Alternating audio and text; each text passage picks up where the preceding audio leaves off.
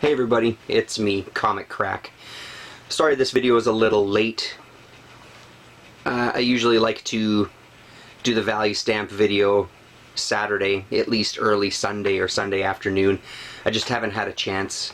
Today was busy, this weekend was busy. We have family staying with us, so I'm finally getting a chance late on Sunday night here to shoot the video for week 4 of the mighty YouTube value stamp book. So what happened this past week? We had Dr. Von Chilla present his bonus stamp, so there's the 2 bonus stamps in place. And who else did we have participate? We had Literally Graphic, we had J-Rocks, we had Spiro Dotgeek, we had my man Gore Vidal, we had etanick, and we had Osborn. So there's a look at their finished page there with all 6 beautiful stamps. And if you haven't watched the videos, as usual, I'll make sure that I leave the links in the description box below so you can go to their channels and check out the videos. I highly recommend all of them, but I really enjoyed Gore Vidal's video this week. He's a great guy. He's really interesting to listen to. I really enjoy his videos a hell of a lot. And it's one of the things that I love about YouTube in general, this whole comic book thing that we got going on here. My subscription feed is always pretty varied, and it's really nice to have from kind of superhero books to indie books to underground to international comics and artists. It's really nice to have that range of people contributing content. Sorry while I stretch my old man legs. It's really nice to have people contributing all sorts of different content that I don't know, it makes me excited to watch videos. But as I said, Gore Vidal's video was incredible this week, talking about the Fantomas books, showing off the ones that he has and the beautiful covers, really just exceptional, and then talking about the creation of his stamp and stuff.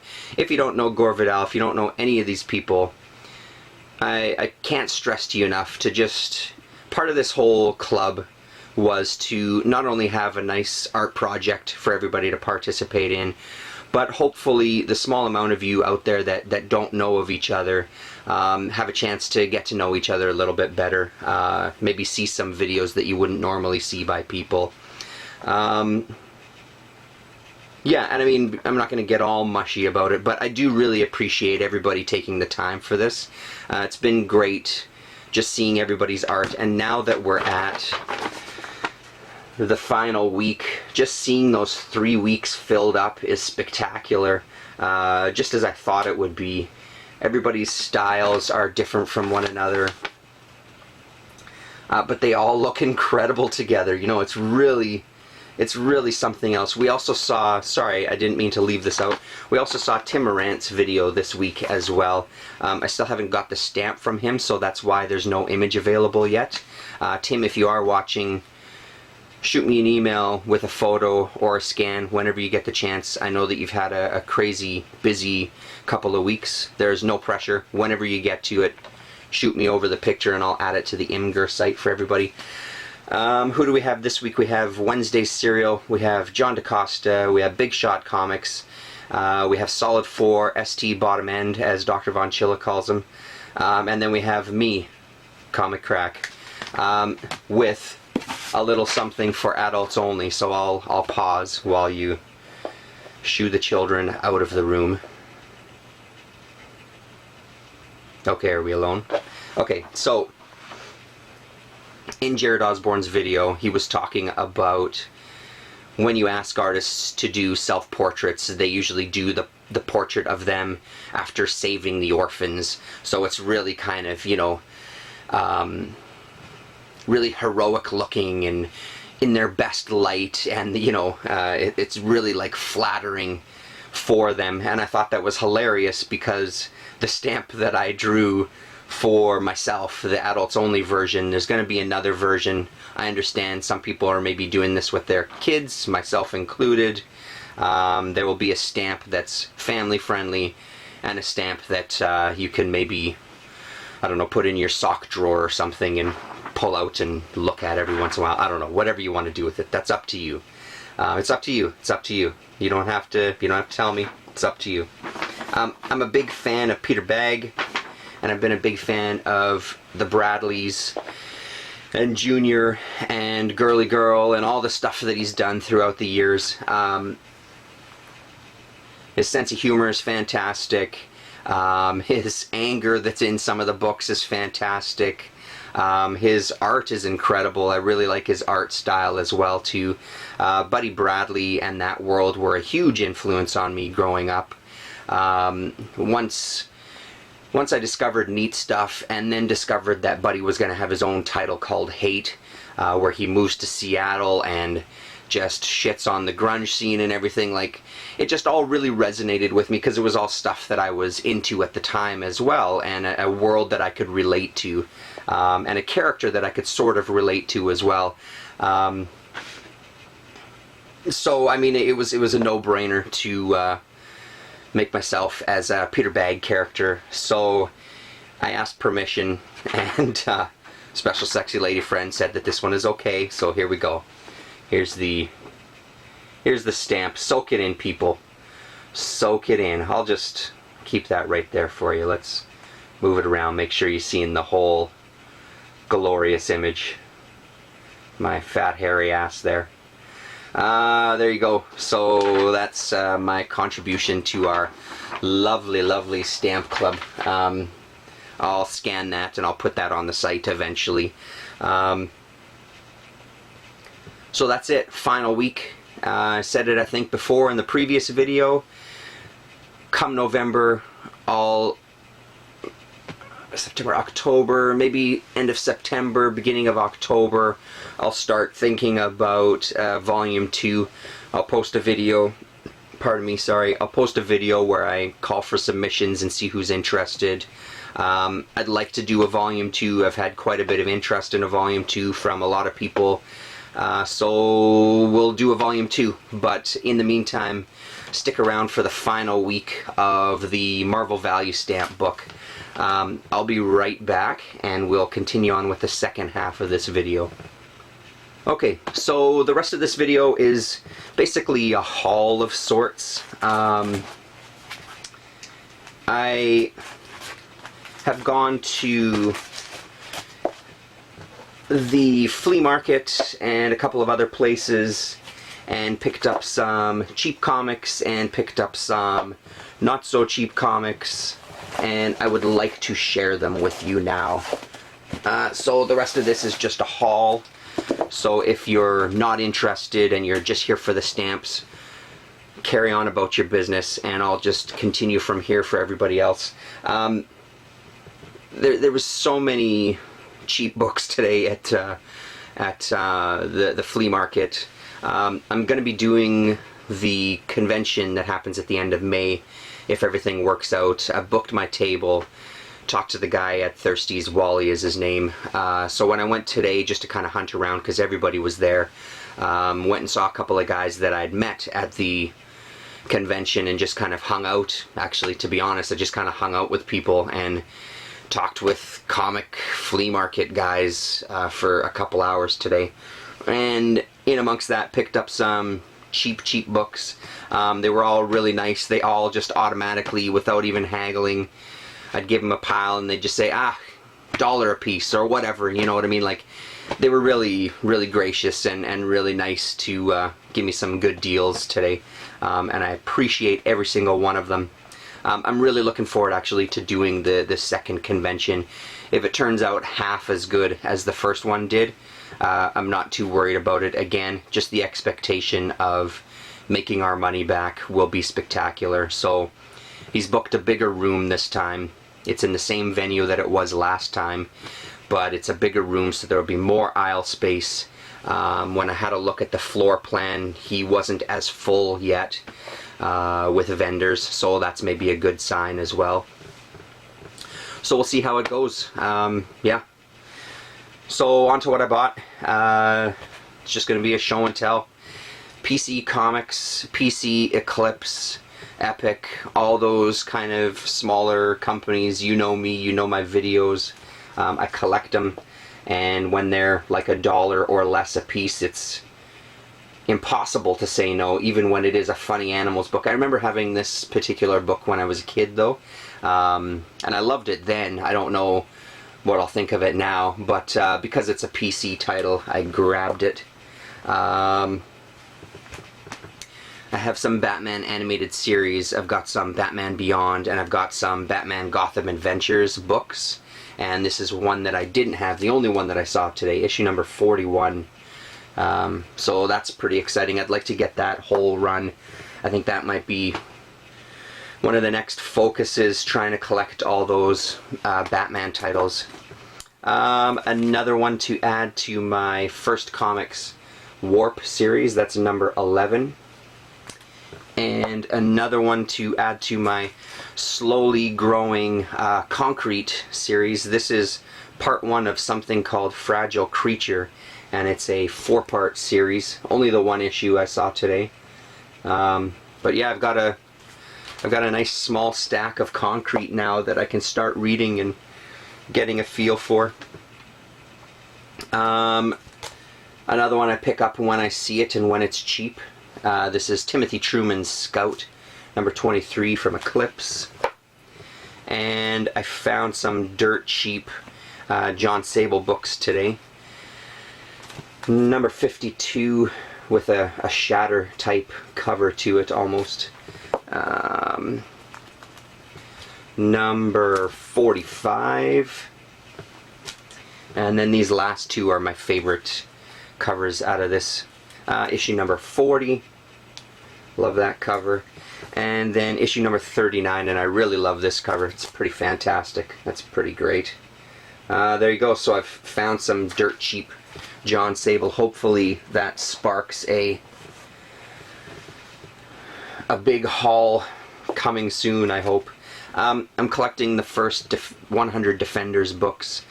Issue 100 was one that I was missing, and I found it today for 50 whole cents. So, yeah, snatch that sucker up. That's a pretty great cover. I love that cover. Doctor Strange deep in the background there. Have you seen the Doctor Strange trailer? Holy crap, I think it looks pretty good. I watched Nick's video where he talked about. I don't disagree by any stretch with what he says. I just really hope that no matter who is playing the Ancient One, I just really hope that they don't shit the bed when it comes to the Doctor, the good Doctor, and his world. I have faith in the Marvel movies. I'm a fan of the Marvel movies. I know not everybody is a fan of the superhero movies, and I can completely understand that. I just happen to really like them. I don't think I've seen one that I've hated. I've seen ones that I haven't really enjoyed. Like I didn't like the last Avengers one, the Ultron one. I thought that one was kind of crappy. But hell, I've even seen the X-Men movies with my son and enjoyed them quite a bit, which is really surprising to me since I could care less about the X-Men comics. So enough of that. This is Seduction of the Innocent. I found the first 5 of 6. A couple of them I already had, but this was packed in a cheap bundle that it was worth it to get the 3 that I didn't have. So that's number 5. It's reprints of, I think, 50s kind of horror comics. This is number 4, again from Eclipse. Issue number 3, this is one that I already had. And then issue number 2 with a pretty great cover there. I love this cover. Number 2, and issue number 1 that I already had as well.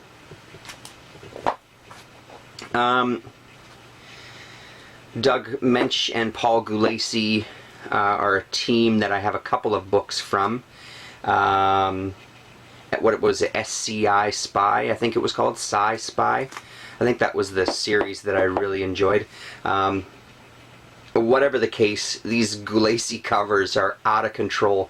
I only found 2 of the books. I don't know if it's a 3 or 4 part series. It doesn't say on the spine or anywhere. But this is Ian Fleming's James Bond 007, book number 3, which is a pretty great cover, but it's book number 1 that's just fucking incredible. The colors on that are really impressive. I love that so much.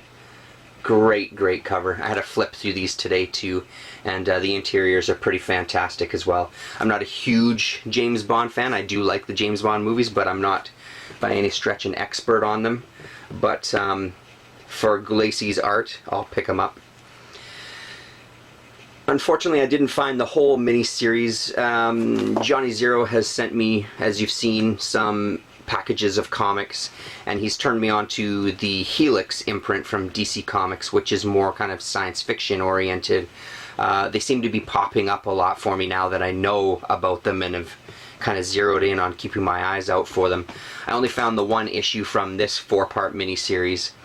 This is Bloody Mary, and the artist in the writer's Garth Ennis. The artist is Carlos Esquera, who did the art in the Stainless Steel Rat series that I had. Did the art in not Rogue Trooper, Strontium Dog that I have as well. So that's really exciting. I'm looking forward to checking that out and hopefully finding the rest. A series that he asked me if I saw because he didn't have, I actually found today, The Dead Corpse. And this is issue number 1 of a 4-issue mini-series. And issue number 2. And issue number 3. And issue number 4. There wasn't that many titles with this Helix imprint, and I've got a number of them now already. I'm hoping that I can find all of them. It would be great to have the entire run that Helix put out. I've been reading a lot of the mini-series that he's given me and what I've picked up. My stack beside my chair is really shrinking pretty drastically, actually pretty quickly. So I'd like to do a couple of review videos soon enough. Maybe not this week, maybe the week after, once all the stamp stuff has died down. I'd like to go back and start doing reviews of those. Something else I was toying around with an idea. I really like watching the roundtable when I can watch it about the new comics. I see that there's a whole bunch of kind of that style of video out there now. I would love to, if there was interest, I might post something about it on Castle Red Skull. If there was interested, and if we kind of have this book club going, it might be interesting to see if people can find the miniseries, doing like a comic book club as well, where we could all read the same miniseries and then maybe do a roundtable discussion style thing on those comics. That's maybe a little more harder to orchestrate, as it's maybe a little more difficult to hunt down these individual issues depending on where you live. But I don't know, I was toying around with that idea. Either way, I'm going to do a set of reviews coming up really soon, because there's been some real gems in the stuff that he sent me so far. He sent me issue 1 of this series, speaking of Johnny Zero, and today I found 2 more issues of Mars from First Comics. This is number 4. I think these were 25 cents each. I got them for $0.25 a piece, yeah. And number 2. So there we go. And then this is all just kind of a zeroing in on the end here. For $3 a piece, I found these next 2 books. I have a few Submariner books already, some older Submariner. Etanick has shown some Submariner off in his videos as well, where he talks about the kind of interior art and stuff. And I love the look of some of the Submariner books that he's shown, and they always stand out to me when I do see them when I go out digging. So I wouldn't mind trying to collect, even if it's the first 50 or something. I've got, I think, at least a half a dozen of them now. These are the more later ones that I have. This is, and like I said, $3 a piece. Couldn't pass them up. Issue number 43, and it's a thicker volume, and it's in incredible shape actually for $3. I was pretty impressed with that. That one's pretty nice, and one that's in a little rougher shape, but again, $3. Issue number 26. So that's a nice addition to the old collection there. Sorry, just listening. I don't collect as much DC anymore. It's just the way that it is. Save, of course, for this Helix imprint and some of the old Vertigo that I seem to be getting lately. But every time I see, especially the 12-cent covers of DC, I'm really drawn to them. The use of the page is incredible. As much as I love the Marvel style picture frame covers and what they do when they deal with a full page of art, there's something that I can't quite put my finger on with the DC stuff. It's probably, well, not probably, obviously it has to do with just a different set of artists sometimes. I had to pick this up when I saw it. It was cheap enough. It's in beautiful shape. Again, beautiful by my terms. And it's the first book of this series that I own. This is Strange Adventures number 216 with a Dead Man cover, and just a beautiful, beautiful cover. I absolutely love that cover. So that might be one of the next titles that I start to hunt down. It's a title that I see quite often in kind of lower reader copies, reader grade copies, for really affordable prices, so maybe I'll start picking those up. We'll see. Also, with some of the series that I read, if in some of the stories there's reference to a storyline that happened in another title of another character, I tend to make lists of that, and if I see them for cheap enough, I'll pick them up. If I don't make it a mission. With my 70s Doctor Strange run, I've got quite a few issues that are referenced in some of the comics, so I usually put the comics before that one issue so I can, when I read the whole thing in order, I can get kind of a little bit more taste of the world at the time and what the comics were talking about, and have a little bit more of a reference point. In one of the more recent Daredevil comics that I picked up, Daredevil issue number 139, they make reference to the Invincible Iron Man number 89. Iron Man 89 and 90 were a two-part story. This guy at the flea market had both of them bundled for a really cheap price, so I picked them both up. Issue number 89 with Daredevil, and then issue number 90 without Daredevil, but the second part to that story, so those will fit nicely into my Daredevil run there. And speaking of DD,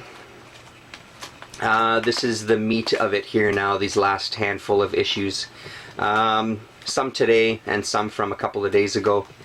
Again, great prices as always, but the condition of these is a little higher than I normally find, which is nice. 129, 125,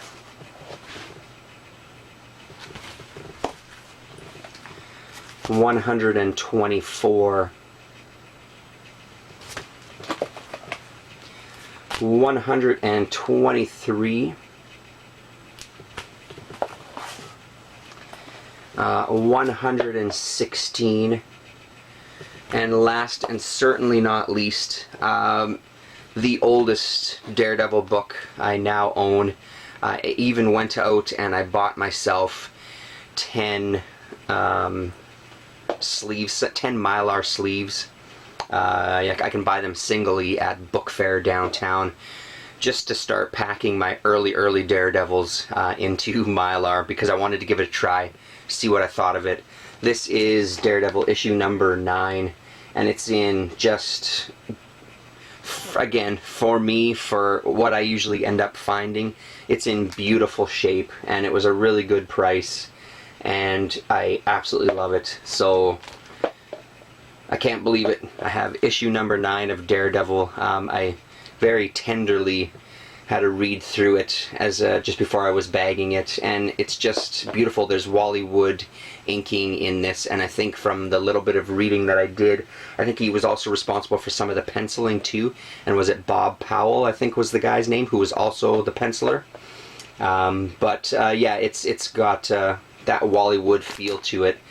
Yeah, I like the way the comics look in the Mylars. They don't pack away too nicely in my short boxes. They just snugly fit in the side, and they're a little too tall. But I've got 10 now, so there we go. Entering the world of Mylar. Don't try to stop me. It's just happening. That's just the way that it is. I'm thinking, I don't know what I'm going to do with them yet. I haven't really thought. I don't really want to fold them over because I notice that they do have some crazy crinkling that happens when you fold them over. And the tape peels off.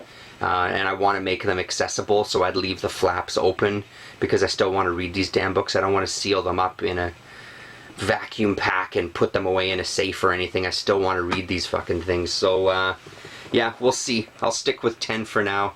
I'll sit with them for a while and see how I feel about them. If it turns out that I hate them, I'll put them back into the regular bags and boards that I already have. So there we go. We'll leave you with this. Thanks very much for watching. Thanks very much for participating in the Stamp Club. Please print yourself off a book. The camera died on me. I just wanted to quickly come back and say thanks very much for watching, and we'll talk to you.